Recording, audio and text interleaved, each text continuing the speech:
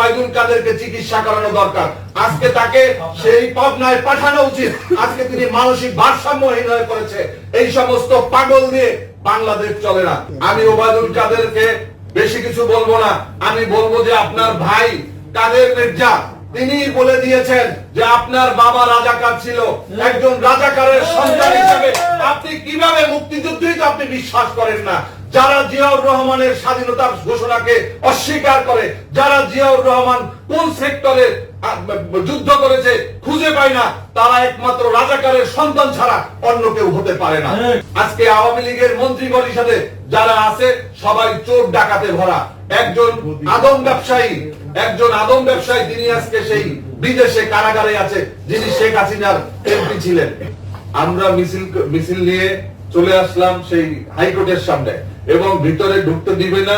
তিনি ভিতরে ঢুকছেন, রেজিস্ট্রারের ওখানে গিয়েছেন, তিনি যা করবেন এটা করেই ছাড়েছেন। যার কারণে জাফরুল্লাহ চৌধুরীর মতো তাকে যদি আমরা তার রাজনৈতিক জায়গাগুলো নিয়ে কথা বলি, তিনি একজন বাংলাদেশের খ্যাতনামা রাজনীতিবিদ। যদি তার দানশীলতায় আমি মনে করি তার মতো একজন দানবীর আমাদের সমাজে খুঁজে পাওয়া খুবই কঠিন হবে। কারণ আমরা যারা এমপি নির্বাচন করতে চাই তারা নির্বাচনী এলাকাতে শুধুমাত্র ভোটের জন্য চিন্তা করি। আমরা কেউ নিজের একটা গণ্ডির ভিতরে চিন্তা করি। এই জাফরুল্লাহ চৌধুরী কখনো এমপি নির্বাচন কোন দলের চেয়ারম্যান হওয়ার কোন খায়েশ ছিল না। তিনি যা করেছেন মানবতার জন্য করেছেন। তার প্রতিষ্ঠিত হাসপাতাল সমাজ ভিত্তিক একটা হাসপাতাল। আপনারা জানেন যে একজন ধনী মানুষ যেই চিকিৎসা পায়, একজন একবারে সর্বহারা মানুষ তিনিও কিন্তু বিনামূল্যে একেবারে সমান একটা চিকিৎসা তারা পায়। এরপরে তিনি অনেক বিশ্ববিদ্যালয় করেছেন, স্কুল করেছেন, মাদ্রাসা করেছেন। করোনার সময় কিট নিয়ে তার সাথে যেই স্বরাষ্ট্রযন্ত্র যেই ব্যবহার করেছে এটা অমার্জনীয়। আজকে আমরা দেখেছি যে মোবাইল ক্লিনিক করে মানুষের বাসায় বাসায় তিনি এই করোনার সময় চিকিৎসা এবং সমস্ত সেই অক্সিজেন এবং এখনো সেই চিকিৎসা কিন্তু চালু রয়েছে।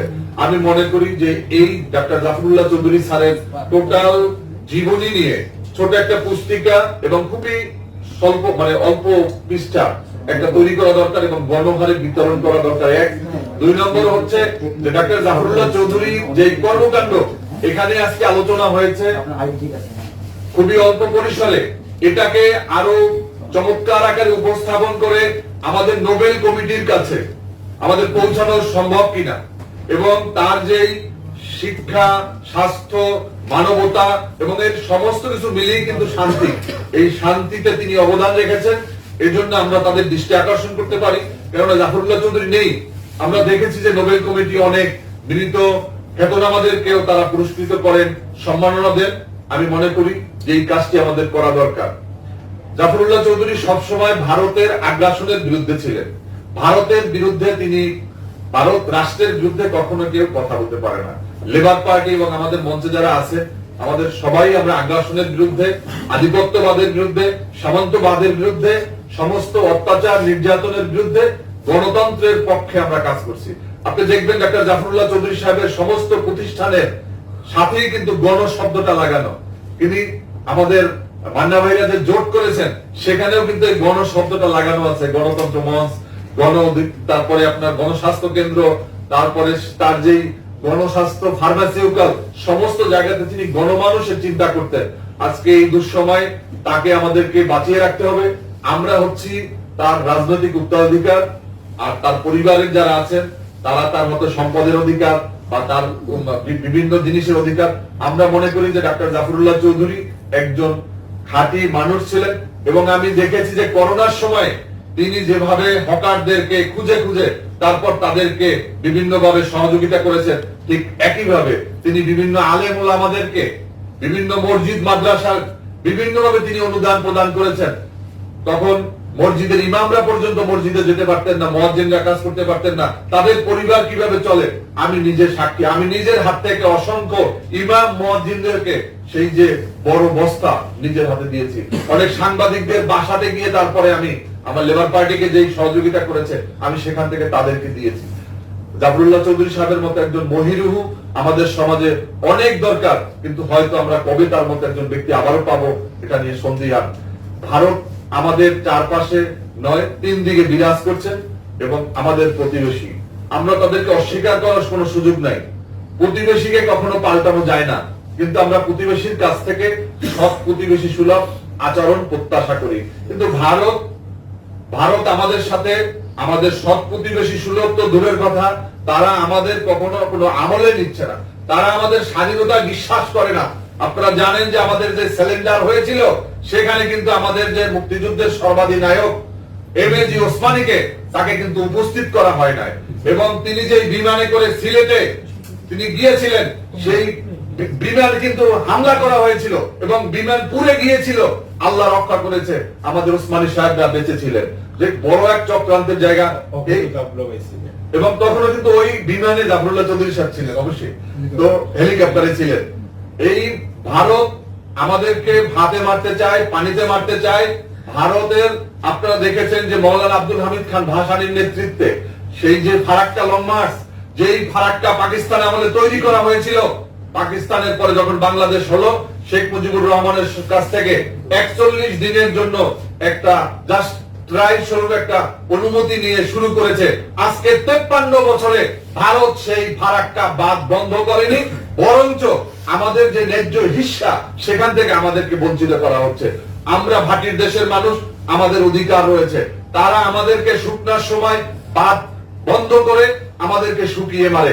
আপনারা যারা এই কুষ্টিয়া, মেহেরপুর সহ বিভিন্ন এই অঞ্চলে যারা যান, এই লালমনিরহাটে দেখবেন হাজার হাজার লক্ষ লক্ষ কিলোমিটার জায়গা আজকে মরুভূমিতে পরিণত হয়েছে। বড় বড় ফাটল, হার্ডিংস ব্রিজ, মধুমতি নদী, আজকে এগুলো একটা গল্পের মতো অবস্থা হয়েছে। ব্রিজের জায়গায় দাঁড়িয়ে আছে, কিন্তু মানুষ এবং পশু জীব জন্তু নিয়ে সেই ব্রিজের নিচ থেকে চলাচল করছে। আজকে আমরা ঠিক একইভাবে ফারাক্কার মতো আরেকটা বাঁধ, সেই টিপাই মুখে বাঁধ তারা নির্মাণ করেছে। এই ভারত বিভিন্ন ক্যানেল, বিভিন্ন ড্যাম, বিভিন্ন ধরনের তারা বাঁধ নির্মাণ করে আমাদের সুবর্ণ নদী, অভিন্ন নদীতে তারা বাঁধ নির্মাণ করেছে। আমাদের উজানে যে সমস্ত নদীগুলো রয়েছে, ফেনী নদীর পানি আমাদেরকে ঠিক মতো আমাদেরকে হিস্সা দেওয়া হচ্ছে না।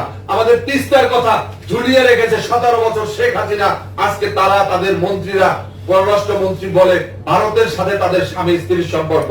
আজকে আশরাফুল ইসলাম বলেছিল তাদের সাথে রক্তের সম্পর্ক, কিন্তু এত রক্ত এবং স্বামী স্ত্রীর সম্পর্ক থাকার পরেও শেখ হাসিনা তার দাসখত দিয়ে তার ক্ষমতাকে কায়েম করতে পেরেছে। কিন্তু বাংলার জনগণের জন্য তারা তিস্তার অধিকার প্রতিষ্ঠা করতে পারেনি, তারা টিপাই মুখের ড্যাম বন্ধ করতে পারেনি, তারা আমার সীমান্তে হত্যা তারা বন্ধ করতে পারেনি। আপনারা দেখেছেন গত কয়েকদিন আগে সেই সীমান্তে আমাদের বাংলাদেশের বর্ডারের ভিতরে ঢুকে তারপরে সেখানে তারা বিএসএফ বাংলাদেশিদেরকে গুলি করেছে, মানুষকে, সাধারণ মানুষকে হত্যা করেছে। আমরা ভারতকে দেই ইলিশ মাছ, তারা আমাদেরকে দেয় সীমান্তে লাশ। আমরা ভারতকে দেই জামদানি ছাড়ি, তারা আমাদেরকে দেয় ফেন্সিডিল। ফেন্সিডিলের যত কারখানা রয়েছে, সমস্ত কারখানাগুলো রয়েছে বাংলাদেশ ভারত সীমান্তে।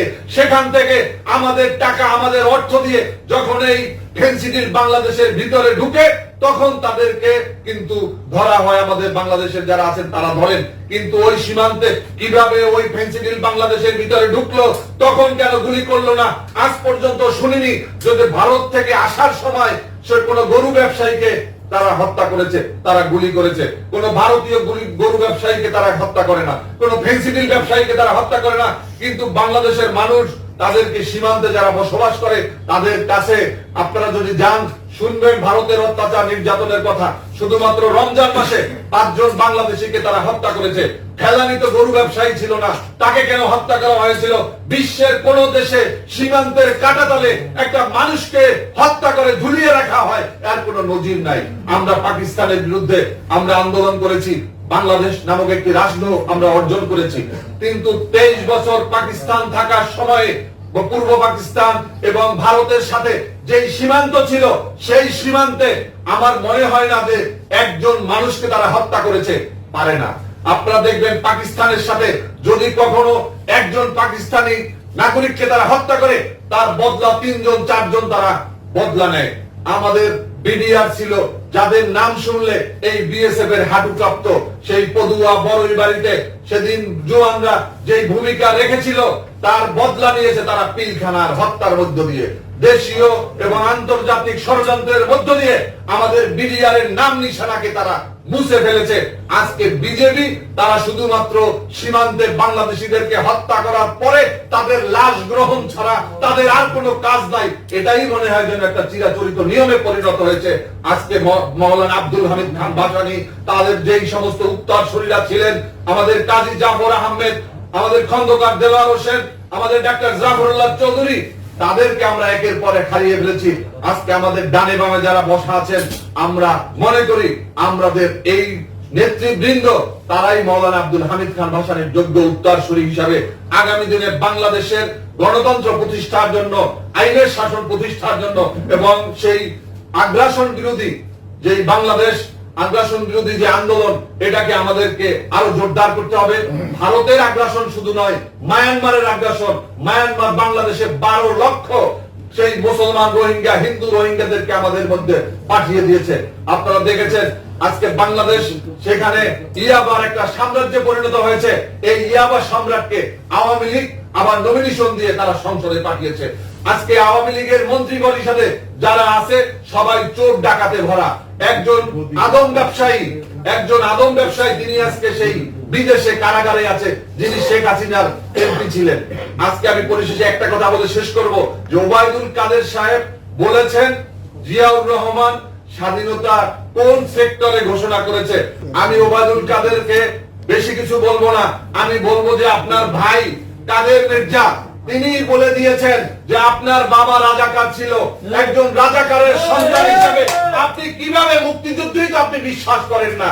যারা জিয়াউর রহমানের স্বাধীনতার ঘোষণাকে অস্বীকার করে, যারা জিয়াউর রহমান কোন সেক্টরে যুদ্ধ করেছে খুঁজে পায় না, তারা একমাত্র রাজাকারের সন্তান ছাড়া অন্য কেউ হতে পারে না। আজকে ওবায়দুল কাদেরকে চিকিৎসা করানো দরকার। আজকে তাকে সেই পাবনায় পাঠানো উচিত। আজকে তিনি মানসিক ভারসাম্যহীন হয়ে পড়েছে। এই সমস্ত পাগল দিয়ে বাংলাদেশ চলে না।